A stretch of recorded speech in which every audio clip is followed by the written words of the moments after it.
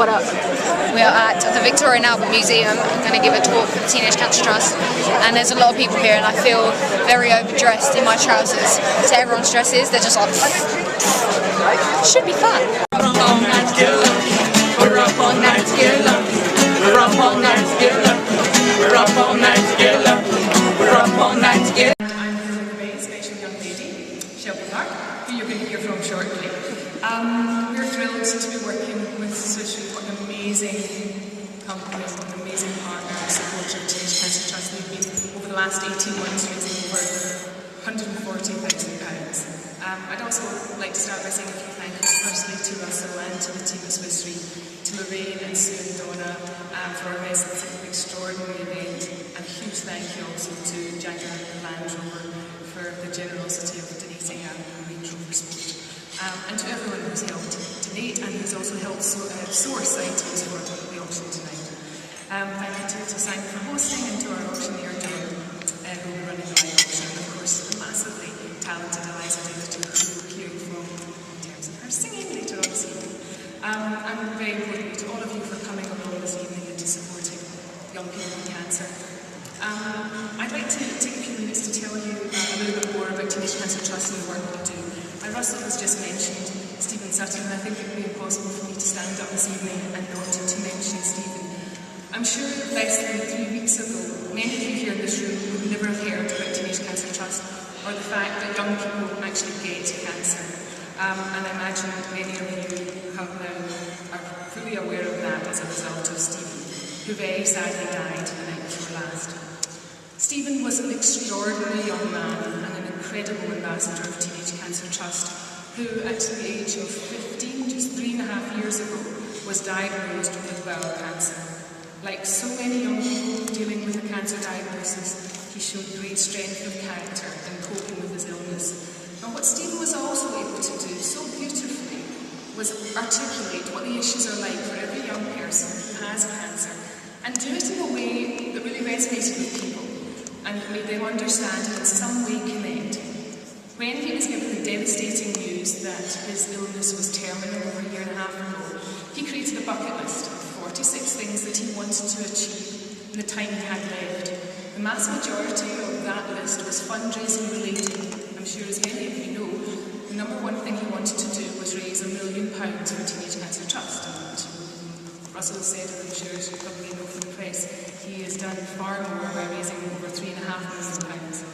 This is an extraordinary achievement, but as important as the money that's been raised is the huge amount of awareness that Stephen has raised, shining a spotlight on the fact that young people get cancer. Very sadly, 7 young people today will have been given that traumatic news, and if they're not fortunate enough to be treated in a Teenage Cancer Trust unit, they will end up being treated in a geriatric ward, surrounded by end-of-life patients, or in a paediatric ward with screaming toddlers and Walt Disney cartoons day and night. Neither of these environments are right, and at worst they are totally traumatic for a young person with very specific physical and practical and emotional needs. Stephen was treated in a Teenage Cancer Trust unit in Birmingham and talked a lot about being surrounded by other young people and the experience and how that helped him, which I'm sure Shelby's also going to mention. Currently we have 28 specialist cancer units in NHS hospitals around the UK, and we need to build another 4. These provide the best possible care to support thousands of young people who are diagnosed with cancer and their families. We bring young people together to be treated in an environment that's as non-clinical as possible, that's as much a home from home as possible, by experts in cancer care. Young people are involved in the design and the layout and the colour scheme of the units, so they very much feel it's part of them, and it's very much something they feel a sense of ownership over. The units don't look like hospital wards, we don't have hospital hours, people can come and go and visit whenever they please. We fund expert teams also, nurses and youth support coordinators to get young people out of bed when they're feeling a bit rubbish and make sure they're meeting other young people and they're supporting one another. As well as the units, we also have an active education programme. We have a team of people that go into schools and talk to young people about cancer. One way of us is going to get cancer, we need to be telling young people what the issues are. Stephen should never be in the situation he is. He was diagnosed far too late. For such a long time, so many young people were diagnosed too late, and by the time they're diagnosed, the prognosis is far too poor. Stephen's message was really simple, as I mentioned. It's not about how long your life is. It's about the time and what you do with that time. It's about making a difference and making every single moment count. And I think that's what resonated with hundreds of thousands of people.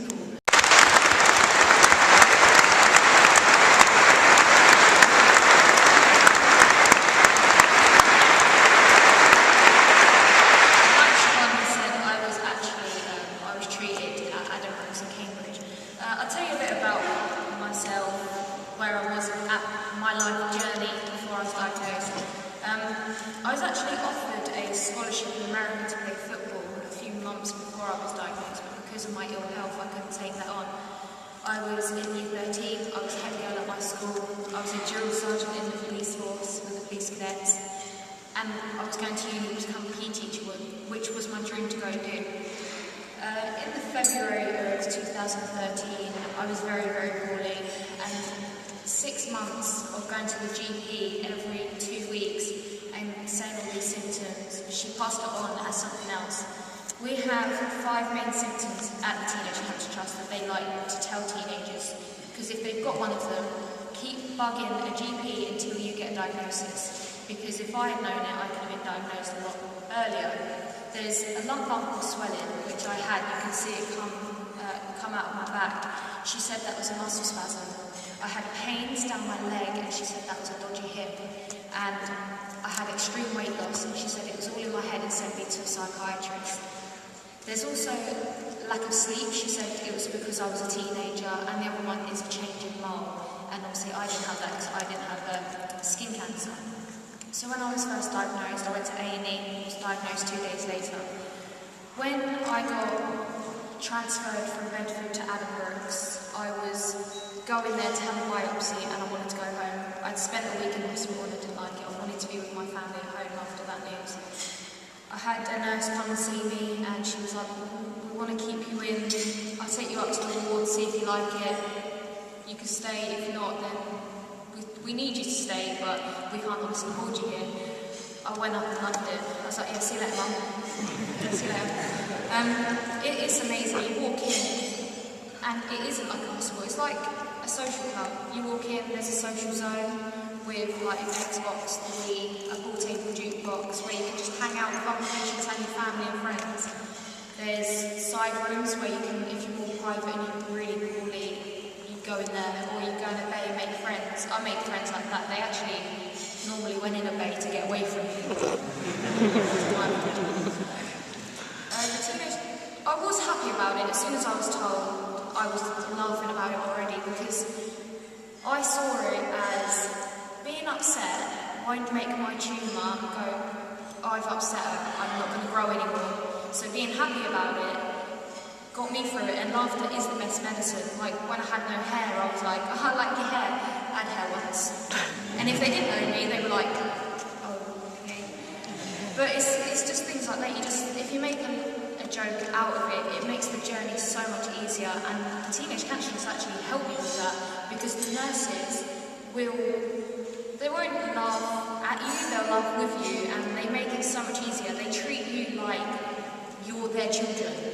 Like your parents would treat you if you were poorly. They look after you so well, and it's because they're funded and the money given to them to get those nurses is why you feel so comfortable. I've lost friends recently, and Stephen was a close friend of mine, and knowing what the Teenage Cancer Trust have done for them, which made them so much more comfortable with their situation, it was easier for them and also their families. The support we get given and the families get given is phenomenal, and I would be as happy and like this because they saved my life, and they wouldn't have been as comfortable if it wasn't for the Teenage Cancer Trust. So I really do urge you to go deep in your pocket and try to donate as much as you can, buy as much as you can, live auction. I want some fights, so whoever wants it to buys, so it makes it a bit more exciting. But yeah, please try to dig deep. It would be nice to provide for other patients. I see it as, everyone's asked me if I'm nervous, and I'm not, because this is the smallest thing. Just talking to you guys and given my experience is the smallest thing. I could do the biggest thing in the world and it wouldn't equip relate to what the Teenage Cancer Trust have done for me. They've saved my life. I can go live my dreams because of the Teenage Cancer Trust. And I can't thank them enough, and I can't thank you guys enough for giving that money and your time to raise money for us and raise more awareness. So thank you very much.